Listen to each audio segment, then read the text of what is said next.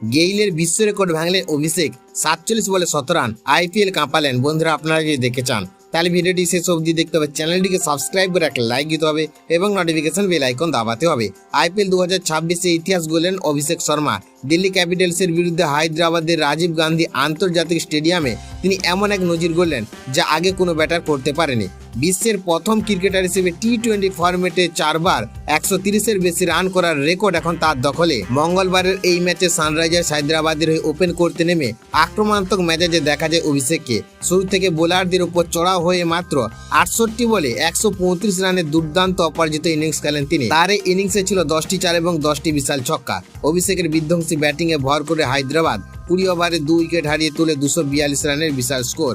গত এক বছর ধরে অসাধারণ ফর্মে রয়েছেন এই তরুণ ব্যাটার। 2025 আইপিএলে পাঞ্জাব কিংসের বিরুদ্ধে 141 এবং ইংল্যান্ডের বিরুদ্ধে আন্তর্জাতিক ম্যাচে 135 এবং সৈয়দ মুস্তাক আলী ট্রফিতে বাংলার বিরুদ্ধে 148 রানের ইনিংস খেলেছিলেন তিনি। এবার সেই ধারাবাহিকতায় পৌঁছে দিল ইতিহাসে সে করে। এই কীর্তিতে পেছনে পড়ে গেছে ক্রিস গেল এবং অ্যারন ফিঞ্চের মতো কিংবদন্তিরা, যা টি-20 3বার করে 130-এর গন্ডি পেরিয়েছে। অভিষেকের এই ইনিংসে শুধু ম্যাচ জেতা হয়নি, বিশ্ব ক্রিকেটে ভারতের শক্তিকে আরও দৃঢ়তাভাবে তুলে ধরেছে।